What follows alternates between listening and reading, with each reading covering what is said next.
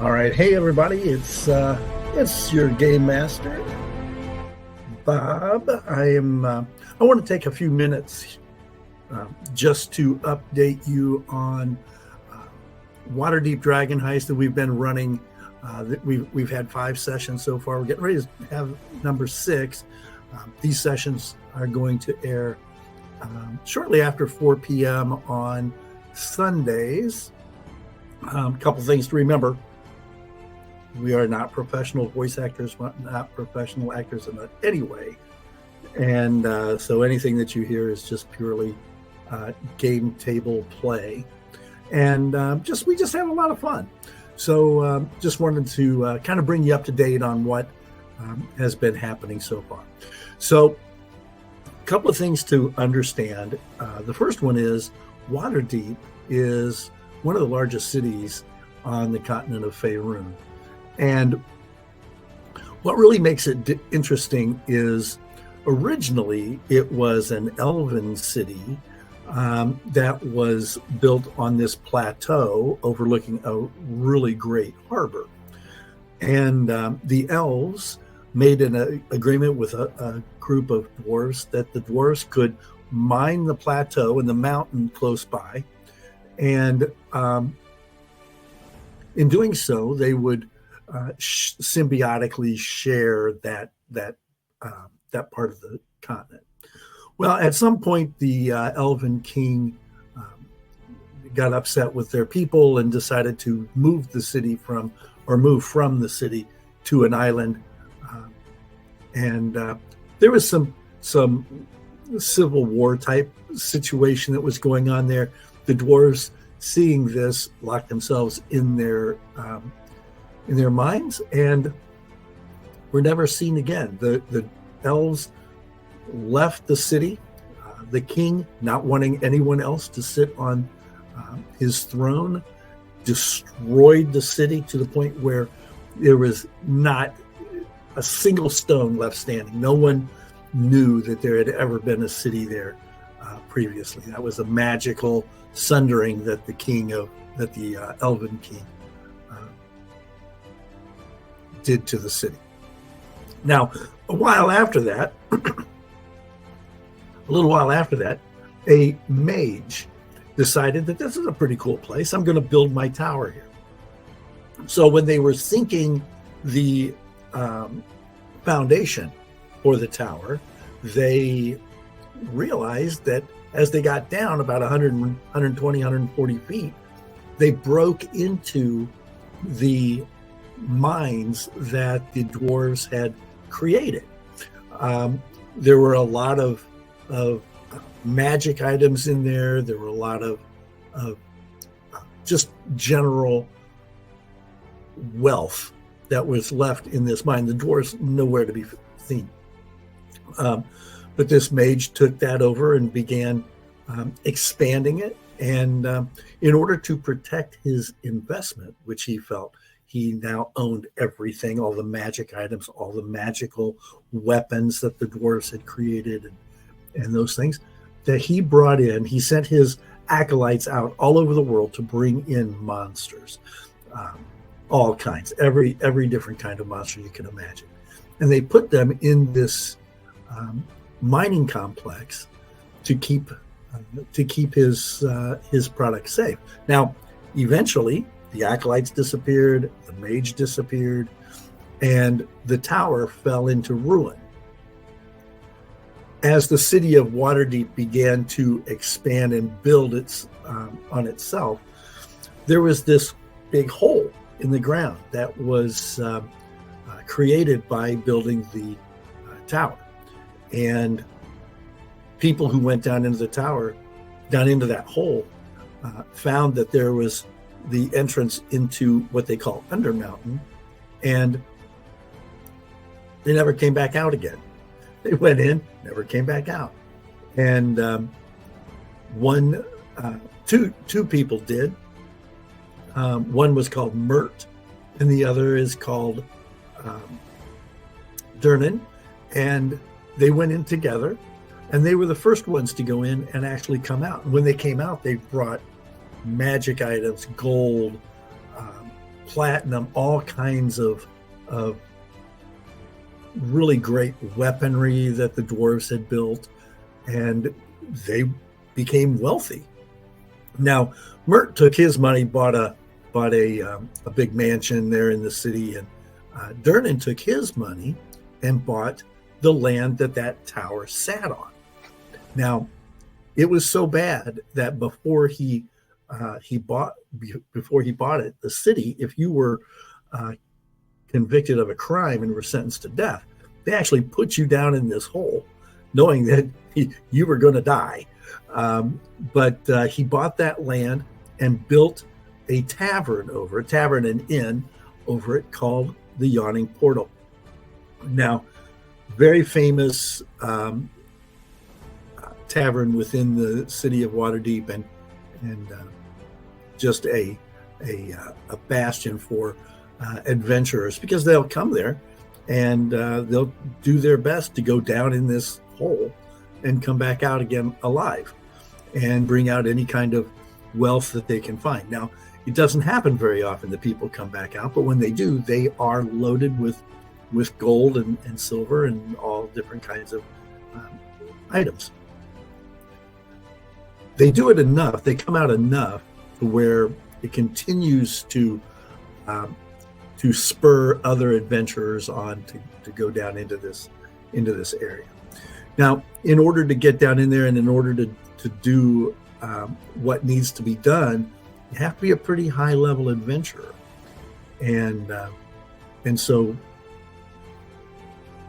that's one of the things that Durnan kind of takes care of, making sure that the people who go down in there have the ability to do what they need to do. Now, our characters are all first level characters. They came from all over Faerun, and they came to Waterdeep because it is a large city and there are jobs available for adventurers. Now, one of the problems with that is finding those jobs, because as low-level adventurers, you don't have a whole lot of opportunity or knowledge, skills under your belt to really be able to do a great job. So they were all directed to an organization called the Rising. Now, the Rising is run by an retired adventurer, high-level wizard named Babas the Ancient. And when he came out, he did something similar to what Durnan did as far as the tavern is concerned, but he built his tavern in the Sea Ward, and it's called the Hanging Wizard Tavern.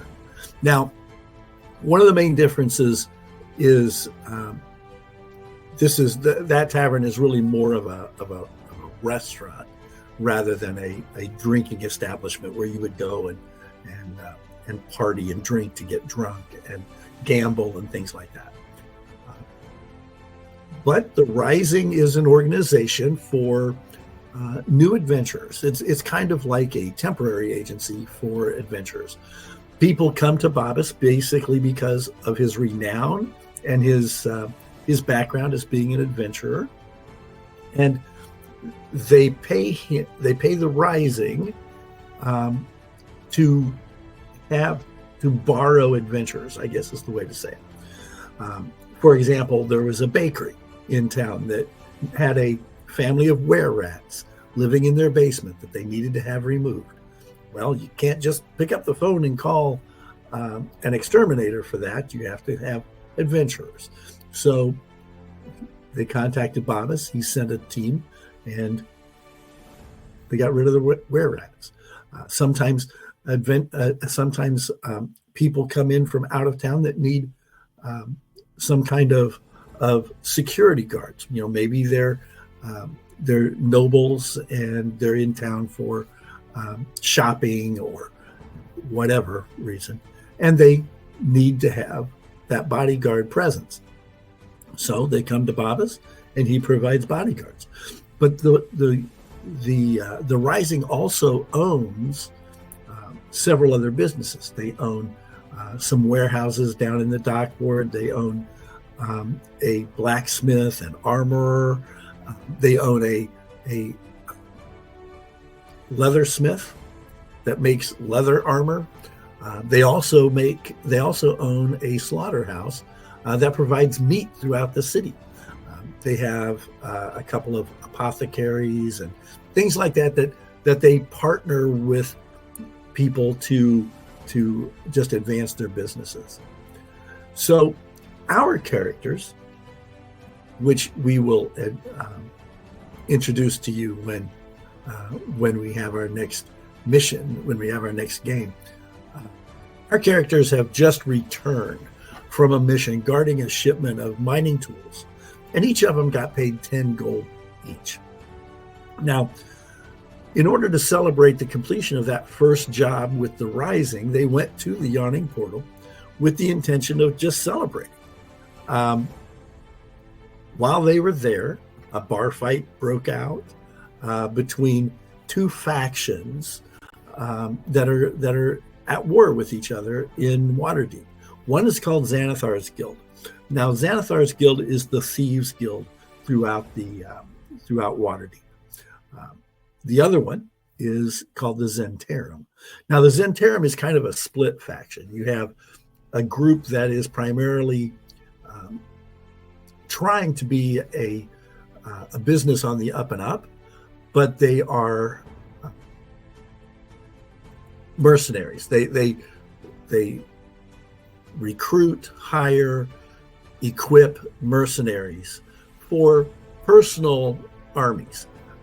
A lot of the nobles throughout the realm will have a personal army, maybe 25, 30 people who protect their lands and protect their homes and their businesses. So that's one side of the Zentarum. The other side is a group that kind of splintered off, and they're trying to become part of that thieves guild, but on their own. So they want to work with Xanathar, but they want to be their own group as well. So they were in the process of doing some negotiations, and then they all went downhill, and they created this gang war, so to speak. Now, after they watched the bar fight, which they didn't join in the combat, they just watched it. It was a half-orc female and 5 Xanathar Guild thugs, and she gave as good as she got. She did get beat up pretty well, but Durnan, when he came out of the back, he kicked everybody out that was fighting, and that bar fight kind of came to an end like that. Now, while everyone went back to their seats and were relaxing a little bit, talking about this bar fight they just witnessed, a shout came from upstairs. You have to understand the Yawning Portal. The tavern is downstairs, but then there's a balcony that has tables that people will sit at upstairs in the second floor, or first floor if you're European. And a shout came from that upstairs as people seeing down inside the portal realized that a troll was climbing up and out. And trolls like to eat people, so he's probably pretty hungry. Now, he had several sturges. Now, a sturge, if you think about a sturge, it's like a bat-sized mosquito. So instead of being just a little bitty insect, this is a large creature with a very pronounced proboscis that sucks your blood. It works just like a mosquito does. And there were 6 or 7 of them on the troll as he climbed out, and there were 3 flying around his head. And the team jumped into action. They destroyed the sturges. Durnan used his magic sword, which he kept behind the bar, and destroyed the troll. They were able to set it on fire and toss it back down into the portal, hopefully killing it. And and not seeing it come back again. Now, once they had done that and they sat back down and they were kind of, regrouping from that, so to speak, they were approached by a gentleman named Volenthomp Gedarm. He's a well-known author, man about town, kind of a bon vivant individual, and he enlisted their services in finding a friend of his named Floon Blagmar. Floon Blagmar. Now, the Floon apparently is a very close friend of Volo's, and you've probably heard of Volenthomp Gedarm. He's the author of Volo's Guide to Monsters, and he's currently working on a book called Volo's Guide to Spirits and Specters. But I digress. So they go to try and find Floon. The last time he was seen, he and Volo were at the Skewered Dragon, which is a dive bar in the dock ward. They traveled down there. They stopped at a couple of different places. They went into the Skewered Dragon, which is, I mean, the windows are busted out. The doors are not functioning properly. You kind of have to push your way in. And when they got in, they started talking to some of the patrons there and found out that Floon had been there with Volo. But when Volo left, Floon stayed behind, and he was drinking and playing Three Dragon Ante and was getting pretty drunk. And a short time later, another person came in. His name is Rainier Neverember. Now, Rainier is the son of the past Open Lord of Waterdeep. And he entered the pub, and the two men began talking and playing cards and drinking a little bit. But when it was time for Floon to go home, he was just too drunk. So Rainier offered to walk him home and help him get to where he needed to go. But shortly after these two men left, there was a group of 5 men dressed in dark cloaks. One of them had on his neck, he had a tattoo of a winged snake. And they all got up and left as well.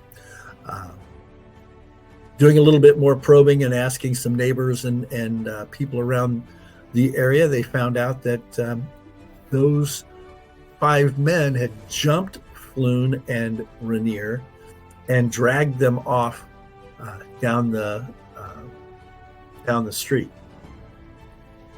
Having found this out and talking to the one of the local shop owners that recognized that symbol of the snake as being also shown on a door of a local warehouse, gave them their first lead that maybe this is a place to check out.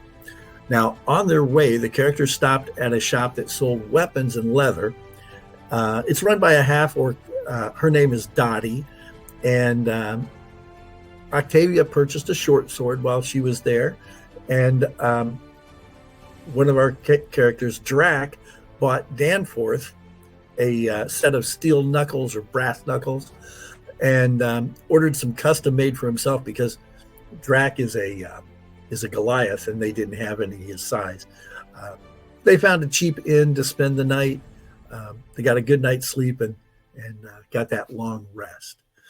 Now, the next morning, Octavia and Maru, 2 characters that were part of the original team, were called away to back to the Rising. Babas needed their assistance in a different mission, and 3 new characters came into the party. Once they had their parting of ways, the group continued to this warehouse. It's over on Candle Lane, and it's, to give you an idea, it's just a big warehouse. There's no windows.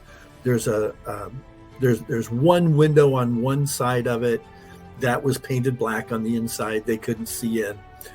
There's a large sliding door like a warehouse door, and then another door that a person would walk through, like you have in your house, for example. And they went up and they knocked on the door, tried to get the attention of anyone who was inside, but no one came to the door. At the same time, Dune and Danforth were trying to get in through a window, and they were able to unlock it and climb in. And as soon as they made it inside, they were attacked by a Kenku that was hiding inside, that had heard them knocking on the front door, realized that someone was trying to get in the window, and he made himself scarce inside so he could attack.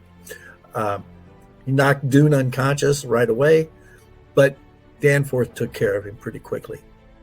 The rest of the party entered the building through the window, and another Kenku that was positioned on top of a pile of trash, just a pile of crates and broken boxes, old discarded furniture and things like that, took a shot at the group with a short bow. Then two more Kenku made themselves known, and the party quickly went into action, fighting those creatures. Now, they were able to dispatch 3 of the 4. The 4th one surrendered. And after investigating the warehouse, the group found Rainier Neverember hiding in a closet. He was covered with grime. He'd been in there for a couple of days, and he smelled like rotted fish, because one of the crates that was in there was a crate of pickled herring, and it had broken and had gotten all over him. Now, after they investigated the warehouse, they found a secret door in the back of this closet where Neverember was hiding, and they retrieved some items. There were some paintings, there were some silver bars, but they also were able to interrogate the surviving Kenku, and found out that he actually overheard them say to take the one member, Floon, into the sewers and follow the signs, and take him in there to be questioned. Now, they found out from Neverember what the background is. So basically, it's this: Neverember's father, rumors have it that Neverember's father stole 500 gold pieces. Now, 500,000 gold pieces. Now, in Waterdeep, they call a gold piece a dragon. So they don't refer to them as gold pieces. They refer to them as dragons. In our story, it's going to go both ways, because I forget that they're dragons and call them gold pieces.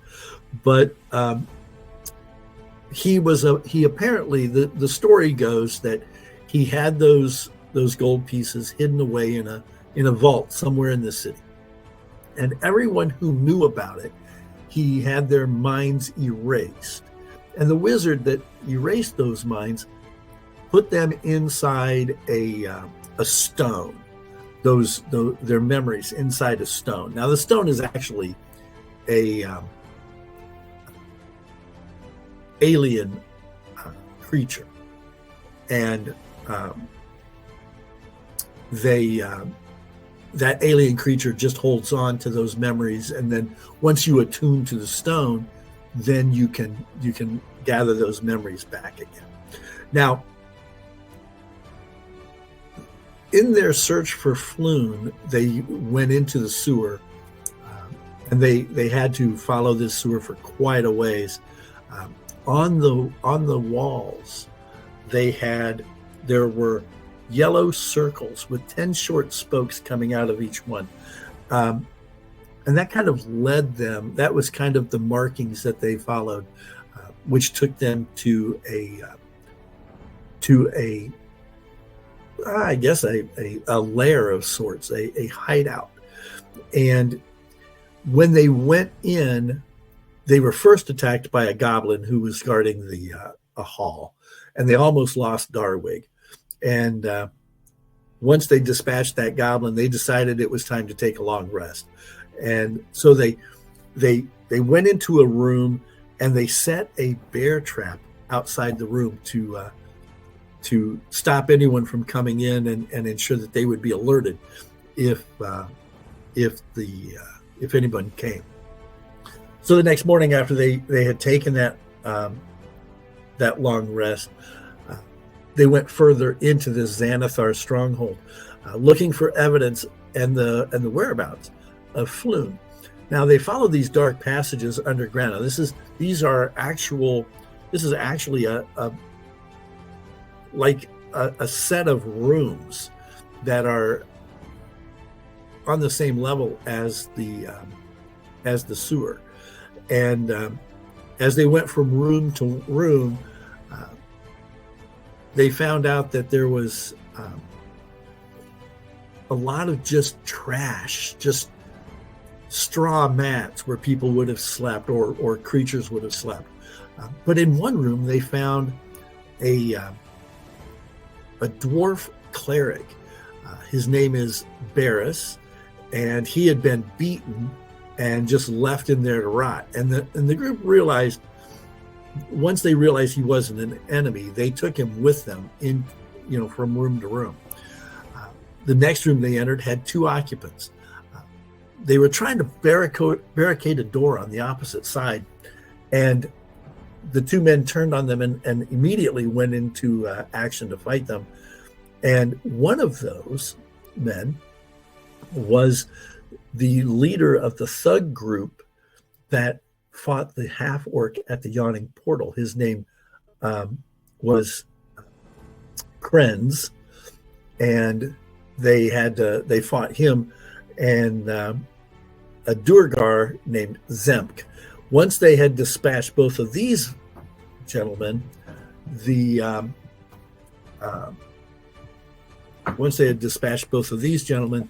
they kept on moving through the area. They had to fight a gray ooze that was coming out of a drain. That's the room that the 2 men were trying to barricade and keep that ooze inside there. Moving on, they encountered a long hallway that led to a room, and in the center of that room was a half-orc apprentice wizard with his foot on the chest of a young, reddish blonde-haired human male that was obviously beaten up and was screaming, and he suffered a great deal of torture. At the back of the room, there was a raised platform, and sitting on a stone chair was a mind flayer holding an intellect devourer. Now, when the party came into the room, a battle began right away. The half-orc threw a blast of fire at the first person coming into the room. The mind flayer then set the intellect devourer down and then glided out of the room to the west. Now, the intellect devourer attacked immediately, as did the half-orc, and the team had a pretty good fight on their hands to get rid of those 2 people, or those 2 creatures. Now, they found out that the person laying on the floor was Floon Blagmar.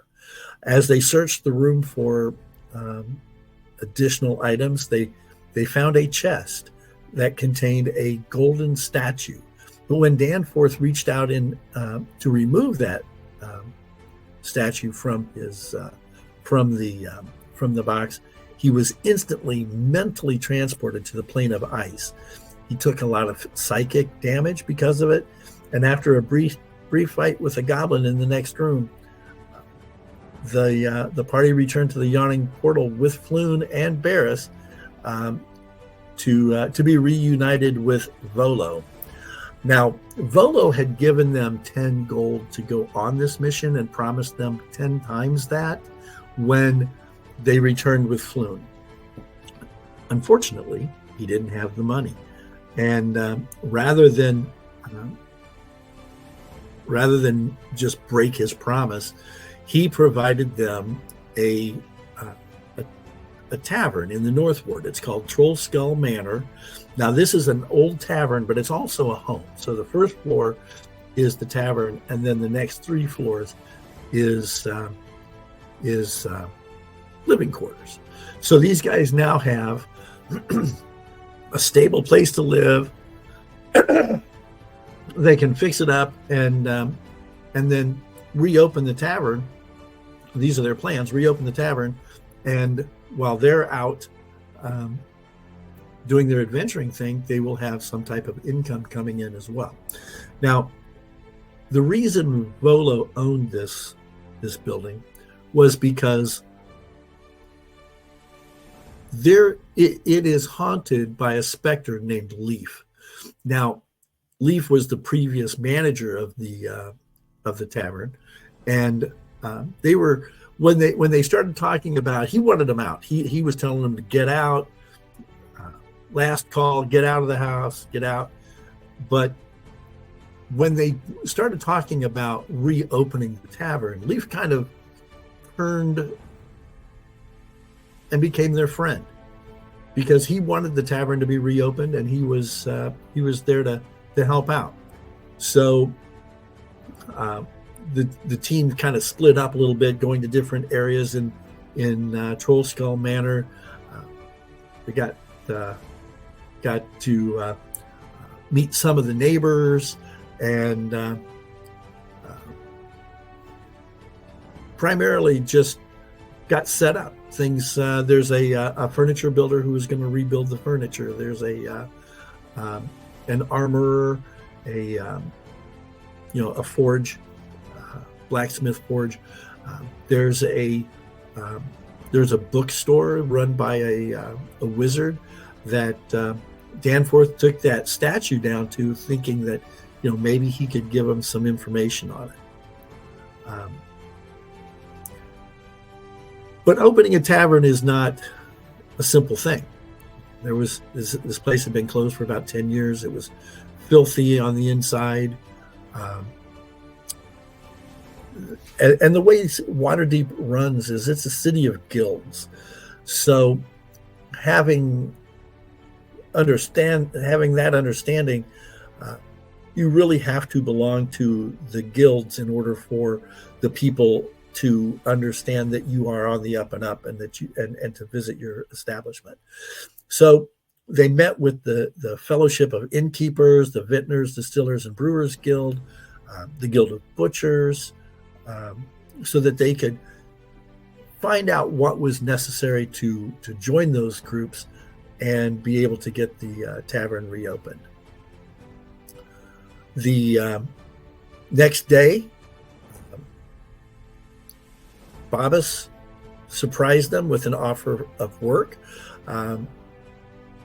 The cost to open the tavern is going to be very expensive. It's going to be at least 1,000 gold for the repairs and the new furniture, and then another 250 gold in order to join the guilds. Now, Bobbus offered them a job that would pay them 500 gold. He also made them an offer to invest in their tavern. They made a simple payment plan. The first payment's going to be due in 90 days, and he's only going to charge them 50 gold interest, and he offered them 500 gold for that. So that's 1,000 gold right there if they complete this mission. Now, the three of the team went down into the dockward looking for a bar fight, but only found a couple of Zhentarim operatives that, after drinking for a little while, they noticed them and kind of kept looking at them and realizing that these are people who may be of help to the Zhentarim. And they approached them, offered to talk to them about their guild, the Zhentarim Guild, and or faction, I guess, not guild. But then when they returned to the tavern, they told everybody what happened, and Drac, when went to the bookstore to talk to the wizard and asked for a wand of magic detection to see if that was something that was available. Rashal, who is the owner of that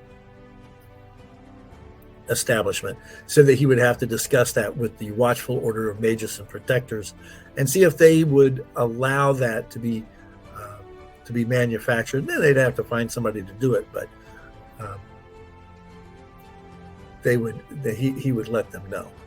Now, the work that Bob has had for the team was to go to Phandalin and rescue 2 children and their nanny that had been lost in the Neverwinter Wood. Now, just to give you another background, that book, Volo's Guide to Monsters, a lot of those monsters came from Neverwinter Wood. And because of that, the popularity of that book, people have started coming to Phandalin thinking that they can be weekend adventurers and go out and find these creatures and kind of look at them and almost like a zoo.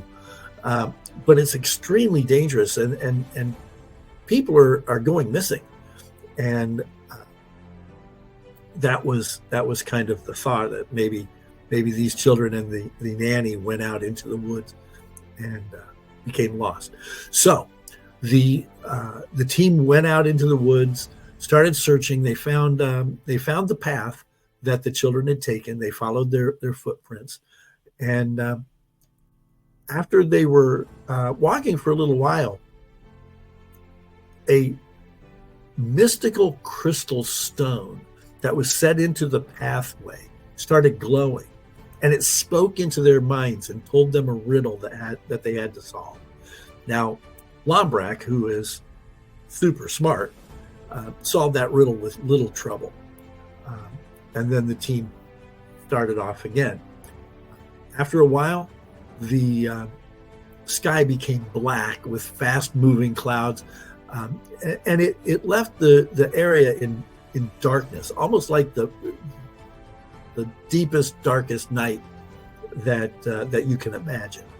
And then, floating up from the ground, a black crystal stone, about the same size as the clear crystal stone, rose up out of the path and emitted a purplish light, like a black light, a bluish purplish light.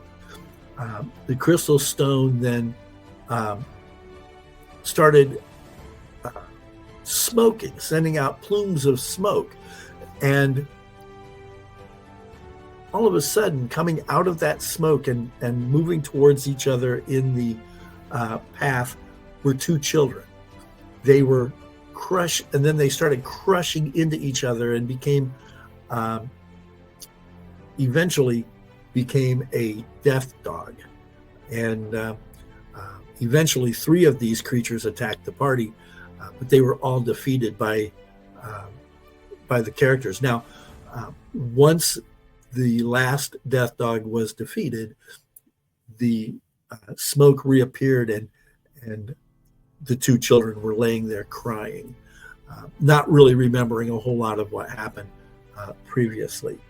Now, the children also told about a small cottage that they had found in the woods, and when they had looked in the window, they saw an elvish woman in a cage and heard a lot of yelling and cackling, and they think that was their nanny. They couldn't see real well because the glass in the home is very poor quality, but they could see that there was a cage. They could see there was what looked like an elvish woman in it, and the two old crones were cackling and yelling and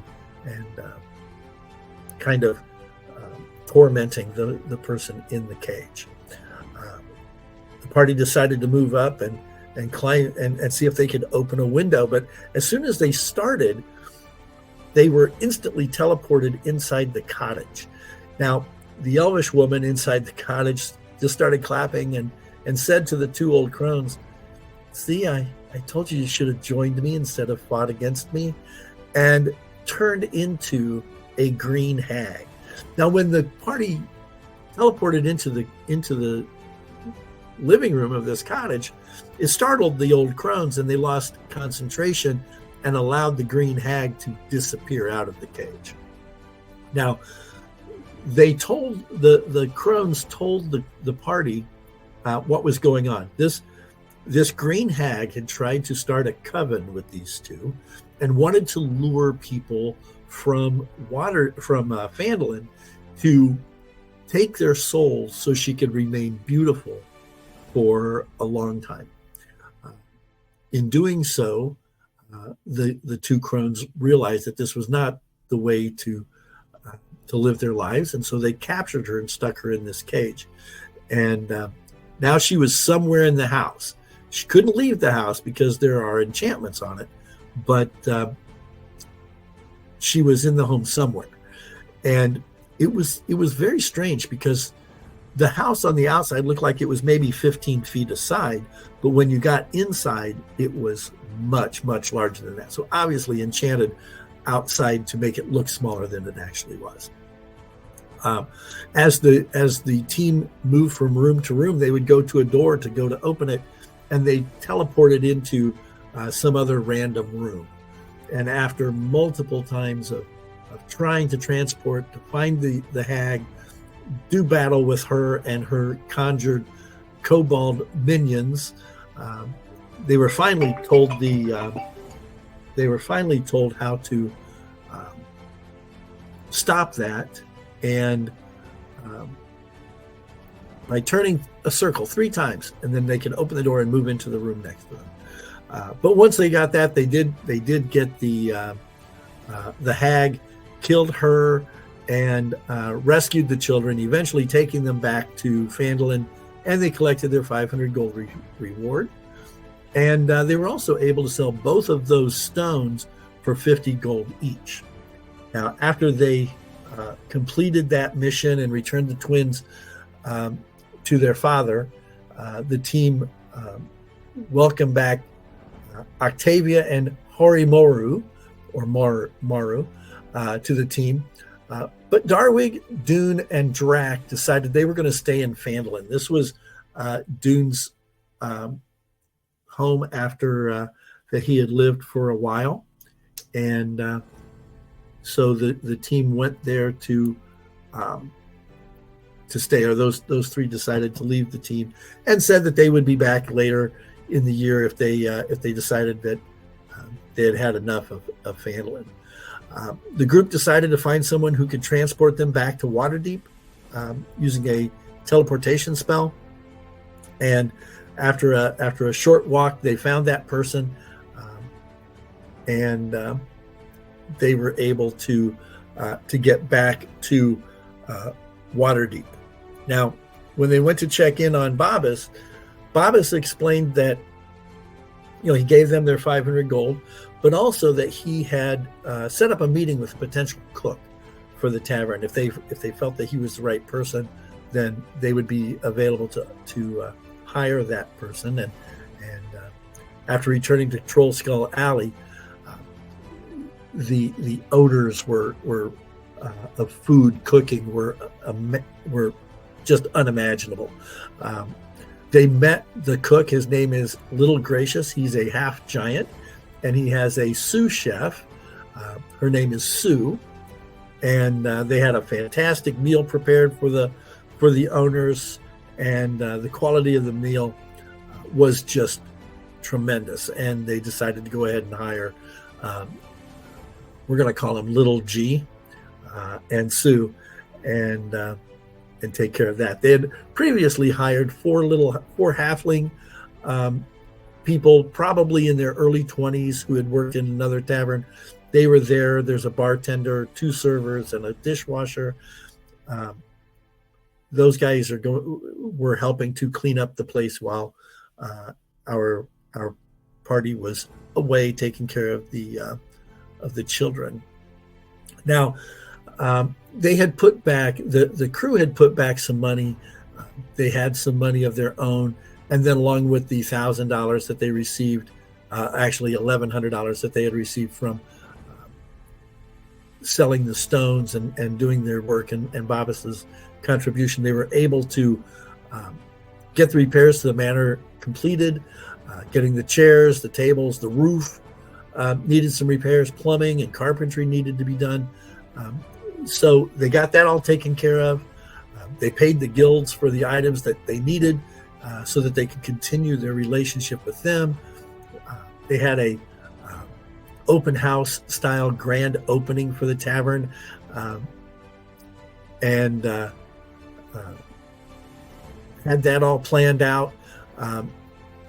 The night that they returned, however, Lombrak was visited by a winged snake that had a message attached to it, inviting him to meet Davil Starsong. Now, this is one of the Zentarum that they had met at the dive bar that they went to looking for a fight. He had a mission, a test for Lombrak and anyone else who came with him. And the entire group went except for Darwig. He stayed back. I'm sorry, not Darwig. Drac stayed back. He was hoping to recruit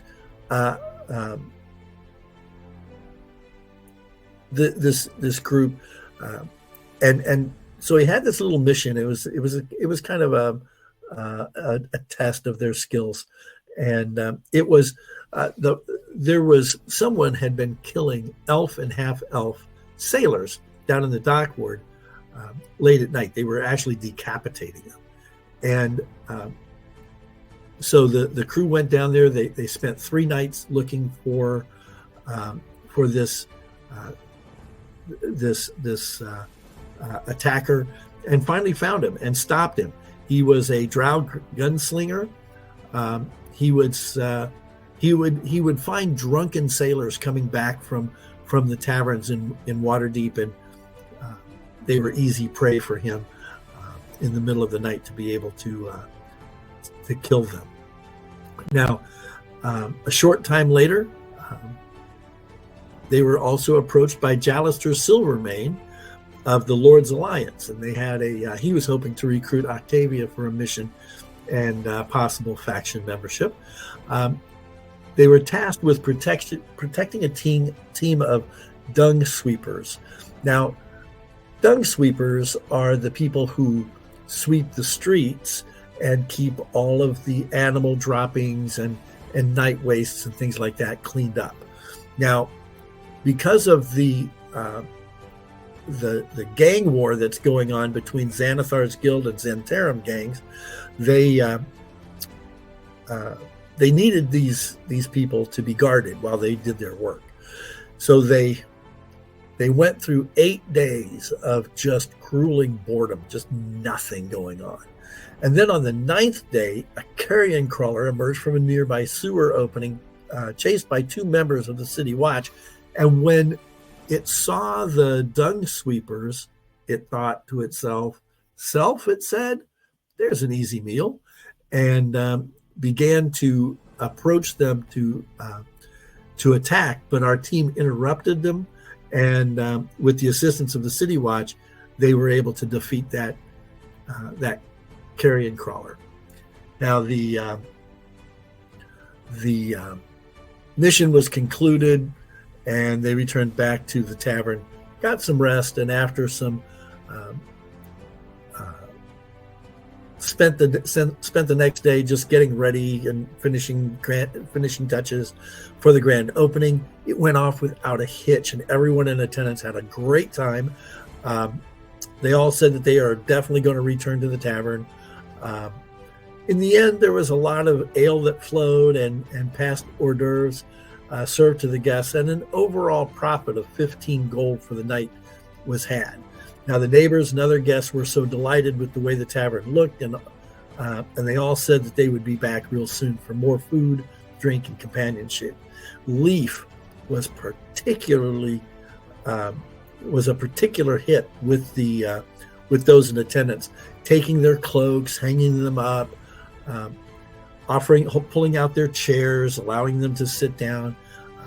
It was a lot of fun, and once people realized that Leaf was who he was, and this is a lot of nostalgia in this tavern now, because the furniture designer recreated the furniture that was in there 10 years ago when it was open.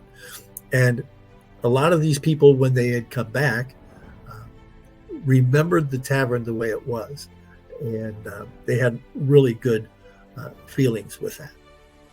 And that's where we left off with our last session.